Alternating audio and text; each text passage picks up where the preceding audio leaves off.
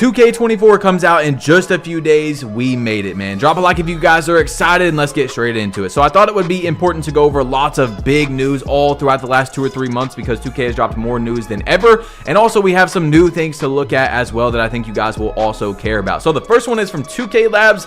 2K24 versus 2K23, Steph Curry's catch and shoot with the new pro play animations. You see on the left, it looks much more clean, like a real live catch and shoot animation. He stops right there at the shoulder, boom, goes straight back up. So that was cool. But also check this out, man, from King Dooms. He's going to try and, King Dooms, he's going to try and run into Pascal Siakam and lose 2 adrenaline. He gets bumped once and then once again tries to run through and loses a second adrenaline. So just remember that going into 2K24, man, you got to be careful with that adrenaline because you will be losing it quick if you're just trying to run through people. Now, this one is crazy. LeBron James gets a rebound.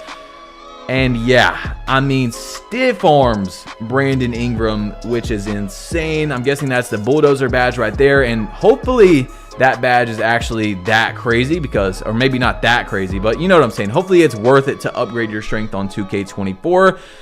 I don't know, man. It's looking good right there for the strength badges. Not necessarily the attributes, but the badges you get with strength. Now, this one right here is going to be Ja Morant going down with Precision Dunker, who I think he said he thinks it was on gold. Okay, so just look at this real quick. Precision Dunker on gold. That's a pretty big green meter right there for a contact dunk. Now, remember, guys, there's a fluctuating system with the contact dunk meter, with the layup meter, everything. So basically what I'm trying to say is, if you guys haven't seen it, is like, for example, LeBron James or Giannis, right? They go down into the lane, say that as they take up the layup, the first few steps, it's contested, the meter's going to be small. And then as they bully through the defender, if they get room, the meter's actually going to widen. So it fluctuates during the play. So if you start off with a contested or an open layup and then it becomes contested, it's going to do the same thing vice versa. Okay, so this next one is from King Dooms as well. Look at the new pro play animations with the corner shots. This is Zach LaVine. I mean, beautiful jump shots. I think they've made those look a lot better for people that are spot ups and stuff. Those are going to look really good on 2K24. The next one is the snatchback versus 2K24 and 2K23. Let me know if you guys like the snatchback better on 2K23 or 24. Let me know in the comment section which one you guys like better. I think that they both look really good though. And the last one for the gameplay is going to be Michael Porter, who's obviously a spot up shooter. His jump shot in the corner, another pro play animation that just looks very smooth and buttery. Okay, so if you guys like that, man, drop a like on this video. And now let's recap all the very important things about NBA 2K24. Okay, I'm going to try to go over every single one. All right, 2K24 will have a regional release releasing on September 8th in your region. Now, guys, remember, if you're in New Zealand, I'm going to New Zealand literally tonight to play 2K24 16 hours early. If you guys know, you know. Anyway, crossplay will be on next gen. Only PlayStation and Xbox can play it together. Park level is back, only on next gen. It will go from rookie to a new level called top 10. There's a new takeover system that will allow you to choose whatever takeover you want to activate when you get it instead of it being pre-selected. The takeovers have been reworked into 5 different takeovers representing the attribute categories: finishing, shooting, playmaking, defense/rebounding, and physicals. So rim, lock, post scoring, and shot creating are gone. Now, physicals is going to up your speed, strength, stuff like that, just in case you guys don't know. Adrenaline has been reworked to affect shooting, not movement on offense, and to decrease your steal and block ratings when you use on defense. So if you're, spamming for steals and you lose that adrenaline, I think it's like 10%. There's a 10% nerf. So basically your attributes go down 10%. Now on offense, you actually still do lose adrenaline as a dribbler, but it's only for long strides and when you get bumped. Okay, so it's like 5 or 6 steps, you're going to lose an adrenaline. If you get bumped and the defender has better attributes than you and they have better badges, things like that, and basically they get a win, right? They get a bump, you're going to lose an adrenaline. It depends on the defender stats, your placement, where the defender's at, so many things like that. But I think it's looking really, really good, much better than 2K23. Okay. ProPlay has a new feature that records games. It will give us tons of new realistic animations, with Mike Wang saying there will be over 150 new animations. So when you guys load up your My Player, there's going to be a lot more animations, okay, this year, and it's going to be fun to try and figure them all out. And it's also cool to, you know, use a bunch of different ones, because you guys know I use meta dribble moves, I use NBA player dribble moves, so it's going to be really cool to, you know, be able to switch things up even more. My career and my team will have combined season levels, with each level giving a my career and a my team reward, okay? Remember that. They will be together, okay? Now, you can buy levels on NBA 2K24. There's a season pass, and you can buy levels. You can skip levels on 2K24, okay? So, you don't have to do it, but I believe it was $199 to skip per level. And then also, I think if you get, I don't know exactly which edition, but I know that the top edition, it's like $150, that will give you 2 level skips each season. Green or miss, you have to green to make the shot once again in 2K24 for park, rec, and playing on Hall of Fame, but whites will go in for all other modes or difficulties, all right? Using no shot meter will increase your green window by 20%. So guys, if any year, and I've been telling you guys this for years as well, but you have to, I mean literally have to use no shot meter this year. A 20% boost is gigantic. That's going to make you make 1 out of every 5 shot more. You know what I'm saying? Out of every 5 shots, you're going to make 1 more, which is obviously huge in basketball. So my recommendation, if you use meter, just get used to it, bro. I mean, struggle through it if you have to, even if it takes 1 week, 2 weeks. You guys are going to come back and be like, thank you so much, Badge Plug, for telling me to take the meter off, okay? Because it's gonna help so much. There's no reason. I mean, literally, if anyone's using a meter on my team this year, bro, nah, ain't no way, bro. No limitless takeoff in the game. There's no more limitless takeoff, no more Michael Jordan free throw line dunks. I mean, there might be Michael Jordan free throw line dunks, but you're going to have a very high dunk, very high vertical, things like that. You're going to have to pay for it much more on 2K24. No quick drops, although there is quick drops in the game. We did see some quick drops, but they're not the quick drops that we're thinking about. You know what I'm saying? So when people say no quick drops, it's not the crazy quick drops we've been seeing for the last few years. There's a new jump shot rating replacing timing impact called shot timing stability. The higher the rating, the less amount of different releases you will get. So, as you guys know, on 2K23, man, my number one gameplay complaint is that there's 5,000 different random number generated shot timings, or RNG. There's so many where you're taking a wide open shot 10 times in a row, and 5 times you're going to get a different speed. That doesn't make any sense. It doesn't make any logical basketball sense. Steph Curry's going to take 10 wide open shots in a row in the same spot, and they're all going to look literally like almost exactly the same. You know what I'm saying? So that's really big for the game. I understand, you know, having half bar stamina, the shot speed changing, things like that, but it was not something that I was a big fan of at all on 2K23, and you can expect me to have jump shots that have a pretty decently high timing impact on 2K24 if I can get them on my builds, okay? Defensive immunity jump shot rating will be huge in 2K24. Having a high rating will lower the contest on your shots by 30%. So it's a 60% swing from F defensive immunity when you're making a jump shot to an A+, okay? 60% swing. So make sure when you're making a jump shot, you try to get a high defensive immunity, all right? Next gen will have an all new city. As you guys know, there is 2 affiliations. It is Rise and Elite. Rise and Elite are also going to give you affiliation boost and also a gameplay boost as well, kind of like a takeover. At the moment, we don't have the answer for how much those boosts do, like the shooting boost, how much does it up your attributes. We don't know how you get the heat check boost, for example, which is one of the gameplay boosts. We don't know how long that boost lasts. We don't know how much that boosts your attributes while you have it.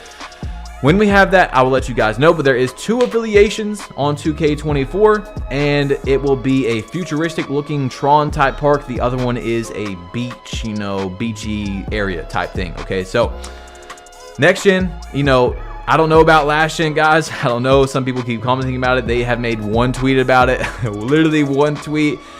Prehistoric gen is done, okay? They're not even talking about it, okay? So anyway, current gen has an all new neighborhood, which is what we've seen about last gen. And we got a trailer talking about it. So if you guys want to look up current gen, you know, 2K24 current gen trailer, you might be able to find it. But that's all they've talked about, okay? So about that. Now, recent news that we've got on 2K24 is that Uncle Demi was not lying about the builder, okay?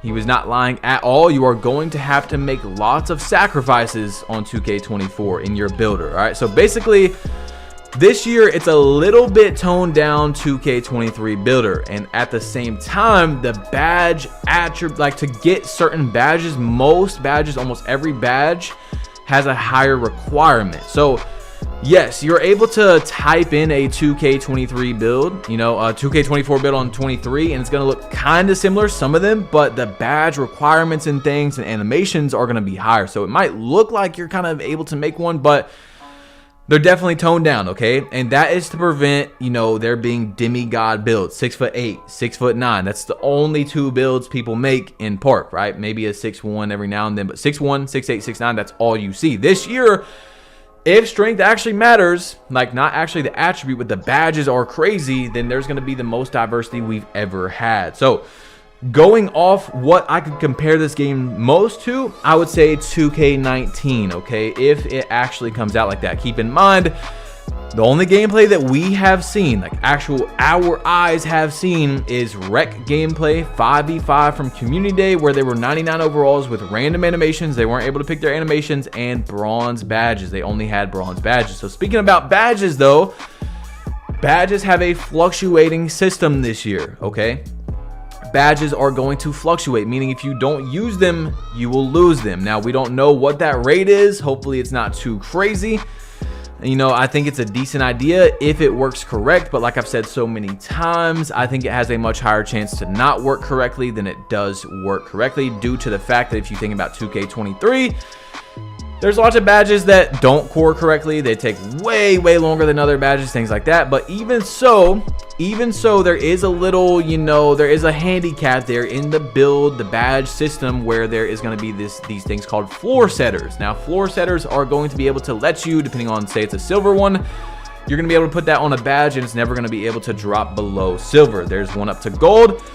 There's not one for Hall of Fame. Now, my guess is in the top 10 for the new leveling system, or legend, whatever it's going to be, that there's going to be some Hall of Fame floor setters in there or something. I'm not sure yet though. I don't know. But that is the new badge system, okay? Every build is apparently going to be able to get exactly 50 badges, and you will start with all your badges on bronze. You can never lose them below bronze. Now, there's also things in the game where you're going to be able to lose badges, but you're also going to be able to, you know, have these things where it's like, okay, if you get, you're able to put 4 badges in a category, right? And it's basically like if you win, it gives you more boost to that badge. Or if you have a higher teammate grade, there's 4 different categories, but one of them is, you know, higher teammate grade. Basically is going to up those badges more. There's one where you're going to be able to get your badges increased higher in the Gatorade training facility, and I forgot what the 4th one is, but you guys understand what I'm saying, okay? So there's 4 that you can put into each one of those categories. And there's a lot of new badges as well, okay, guys? There's Bulldozer, you know what I'm saying? There's Spot Finder or whatever. There's there's Speed Booster now for perimeter guards. There is a Big Driver for people that are, you know, I think it's 6'9" and higher. That is basically like a speed booster inside the 3-point line. Speed booster is only outside on the perimeter for smaller guards. I mean, there has been a lot of changes, okay? The 2 affiliations will battle for rewards, by the way, and there's actually leaders to the affiliation. So LD2K is for Elite, and Shakedown, a YouTuber that's an OG in the 2K community, is now working with 2K, and he is the affiliation leader for Rise, okay? Rise will get a playmaking and finishing boost, while Elite gets shooting and defensive boost. None of these boosts will count towards badges or animations, okay, guys? They will not count towards that. With the new badge system, the way you play on the court is going to reflect your badges. So like we said before, what you're doing on the court is going to be what your player plays like and, you know, gets badges. But it's not going to be like, oh, I'm a center that's 7'3". I'm going to do some speed boosting around the 3-point line. That's going to give me Speed Booster Hall of Fame. No, so it still does go by your attributes, but every build is going to have, you know, 50 50 badges in total, apparently. So the removed badges for 2K24 is Limitless Takeoff, Bully, Plant Breaker, Menace, Mismatch Expert, Quick First Step, Bi-Script, Amped, Clutch Shooter, Floor General, and Volume Shooter, okay? So that is going to be interesting. Pass accuracy ratings will work similar to 2K23 as you guys are going in there to you know, make your builds. Gym Rat is no longer in the game. Okay, you can no longer choose body type. You will have to go to the Gatorade gym to upgrade your body type. And once you do that, you'll be able to select from 3 different body types, or whatever you want to call it. I don't know what to call it besides that. Okay, body type, forms, shape, whatever. Okay. Layups are green or miss in park for 2K24, but you have the option to turn off layup timing. So if you use the layup meter, which is gonna, you know what I'm saying, it's gonna be able to be put on, you're gonna have to green them. Okay, there's 77 total badges and 24 new badges in NBA 2K24. There is going to be S tier badges, A, B, and C. S tiers being regarded as the best, sticking to, of course, 2K23. A player's height determines tier assignments, and each badge has a unique set of attribute requirements for unlocking the use of the badge. Okay. Top 10, as you guys know, top 10, I don't know if we really talked about it, but top 10 is going to be a part of the new leveling system. It's going to be a fluctuating leaderboard system where the people in top 10 will get special rewards and a logo. Okay, so if you're not in there, you won't get it, and I'm guessing as soon as you go to 11th place, you are going to lose it. So that is actually crazy. I wonder what those rewards are going to be, and I hope that there's also a legend reward that's not just top 10. Okay, because 10 people hitting legend throughout the whole year is kind of crazy. I can't lie, bro. There will be premium season passes. As you guys know, there's going to be a free pass. Then there's going to be a $10 Pro Pass, and then there's going to be a $20 Hall of Fame Pass. Now, it's already been confirmed there's nothing pay to win in there. Of course, that's what the 2K employees have said. Who knows when the game will come out. So for this year, we can relax on, oh my gosh, the game is pay to win and the season battle passes, but in future years, that could be a problem. Okay, so when that is a problem, you guys know I will talk about that, or if it is a problem. Okay, anyway. We talked about defensive immunity. Current gen has the all new neighborhood. That's, I think, probably the most important things to talk about. You know what I'm saying? Like, for the biggest news for 2K24. Now, guys, we are right there at 2K24. I recommend watching this video on my mindset for the builds that I'm going to be making when getting 2K24 in just a few days. So click this video right here. I really recommend watching this one all the way through so you can understand my thought process. But that is pretty much it, guys. Click this and I'm out. Peace.